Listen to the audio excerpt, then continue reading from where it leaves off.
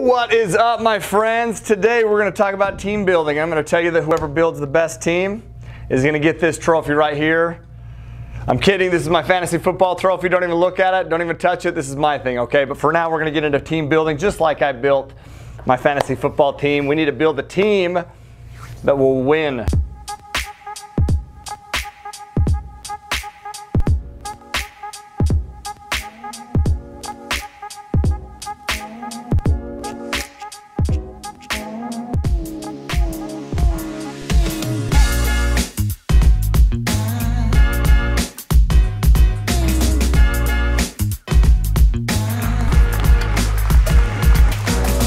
Today I'm going to walk you through the different roles of a typical syndication business. Now, it's absolutely possible to perform every single duty that I'm about to outline. I just wouldn't suggest doing that.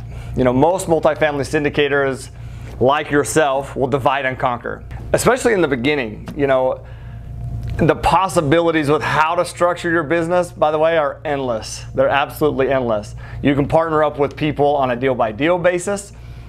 You can launch a full-fledged syndication business, or you can do all the above. You know, it's very common for small real estate teams to have two main principles, two main partners, okay?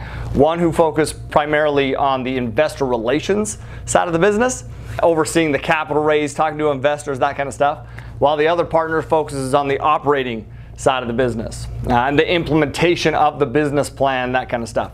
So, though some of those roles crossed over for Ryan and I decided when we structured MF Capital Partners to do that in a very similar manner to cross that over. We took a hybrid approach, knowing that over time we would build the full-fledged syndication business that we have today.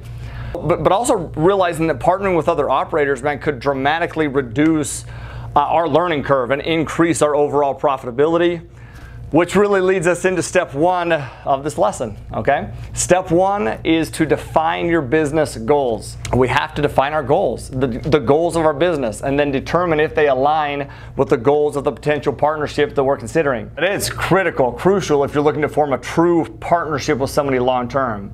So you do this the exact same way that you would set any goal, right? By looking into the future and then reverse engineering it, working backwards from there. So what is your 10-year target, your 3-year picture, and then your 1-year plan? It's only when we have those goals defined that we can truly determine what you have to accomplish in the next 90 days in order to be on track. So your long-term target isn't necessarily about trying to predict what will happen.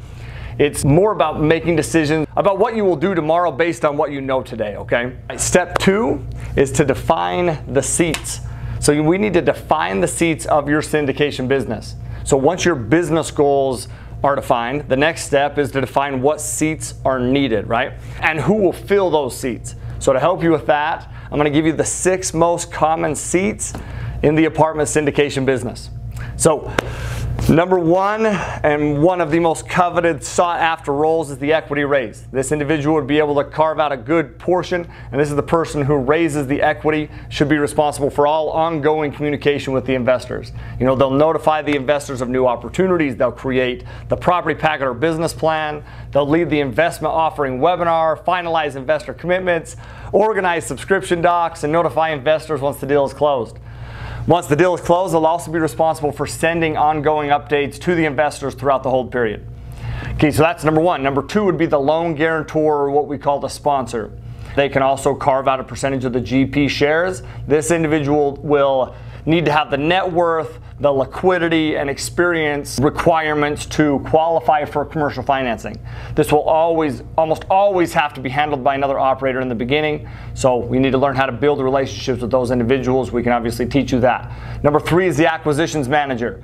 The acquisitions manager is responsible for really a number of different roles, a number of key roles. Roles like finding the deal, underwriting the deal, submitting offers, overseeing due diligence, you know, once the deal's under contract, and then ensuring that the deal actually closes.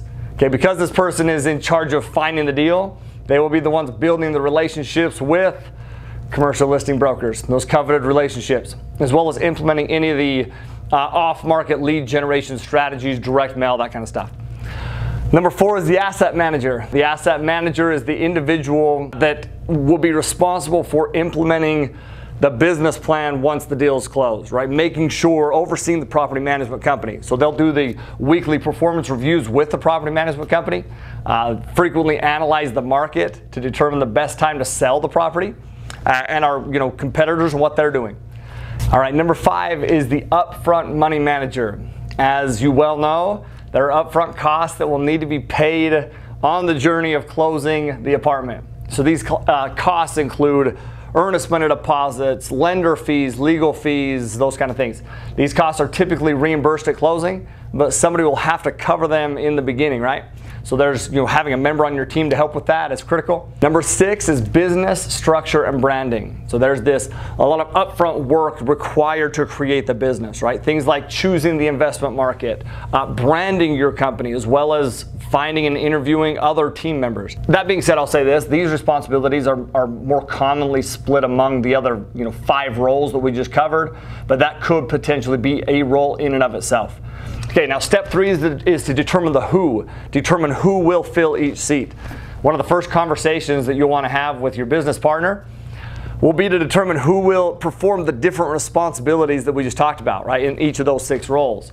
Once the roles are allocated and everyone is on the same page with what the responsibilities align with their specific role, you can then negotiate a fair ownership split. As you grow into a full-fledged syndication business, you can begin to hire employees to handle those responsibilities. Now, who those employees are and how you'll compensate them, that varies even more dramatically than the ownership structure and is a topic for another day. Okay, but how you determine the right people to work with, whether they be employees, partners, or third-party partners, is by finding those people who share your company's core values, okay? Those that you enjoy being around and those who make you and your company better. Then we need to make sure that we don't forget to do the exact same thing for them and their company. Make them better. And of course, be an absolute pleasure to be around, which is all y'all know how to do, so you'll freaking kill it at that, okay? I hope that helps. I'm gonna go sleep with my fantasy football trophy. Peace. Holy shit, I almost forgot first. Okay, before I go with this video, please like, rate, subscribe, share, all those things you're supposed to do that help me, help you, help everybody out there. Go provide some value, okay? Share this video. All right, have a great night.